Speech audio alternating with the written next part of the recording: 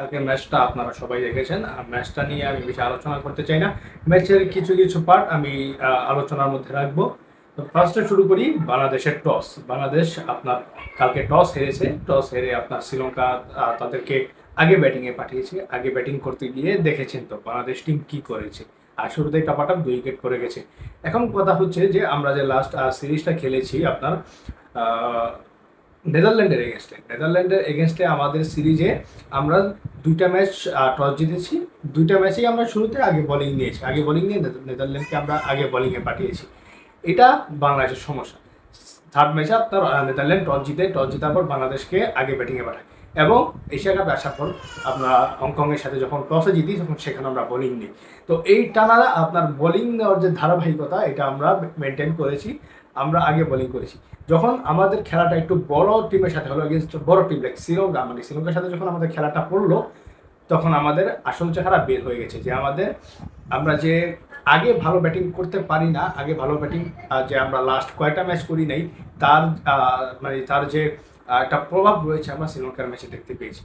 এখন কথা হচ্ছে Liton Das coach Phil Simmons যারা আপনার কোচিং প্যানেলে রয়েছে তারা কি হিসাব করে আপনার বাংলাদেশকে টস জিতে আগে বোলিং নিতে আগে আগে আগে বোলিংয়ে পাঠাচ্ছে, আগে বোলিং নিতে বলছে। এটা কি কোনো ব্যাখ্যা রয়েছে? আপনি এশিয়া কাপে যাচ্ছেন, আপনি জানেন এশিয়া কাপে যেই টিমই টস জিতবে সেই টিমই আগে বোলিং নেবে।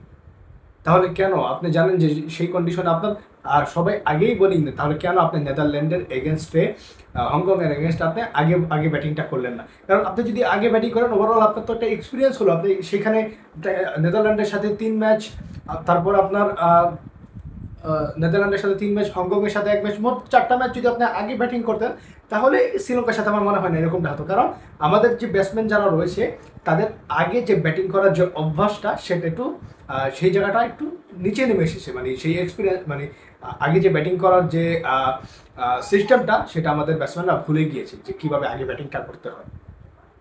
এই হচ্ছে বাংলাদেশ টিমের অবস্থা। আপনি আগে ব্যাটিং করছেন না, আগে বোলিং নিচ্ছেন, আপনার প্লেয়াররা আপনার প্রপার ব্যাটসম্যানরা ব্যাটিং করার সুযোগ পাচ্ছে না। তাহলে কিভাবে হঠাৎ করে যখন আপনার ব্যাটসম্যানরা যখন আপনার opener, middle order, lower middle order ব্যাটসম্যানরা যখন হঠাৎ করে আপনার 3-4টা ম্যাচ পরে ম্যাচ খেলতে নামে তখন তারা কিভাবে ভালো খেলবে আমাকে এটা বোঝা। কারণ তারা তো 3-4 ম্যাচ ব্যাটিংই করেনি।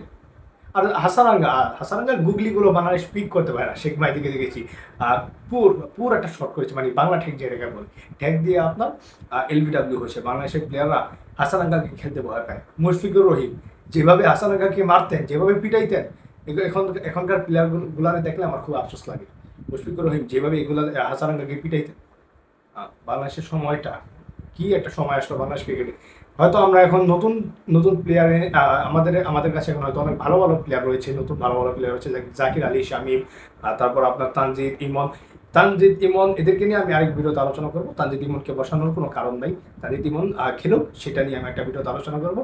যাই হোক, এই হচ্ছে বাংলাদেশের আপনার মানে টস জিতে যে তাদের যে আগে বোলিং নেওয়ার যে সিস্টেমটা সেটা নিয়ে আলোচনা করলাম। এটা দেখতে পেয়েছেন তো যে বাংলাদেশ টিম আগে ব্যাটিং করে কি করেছে।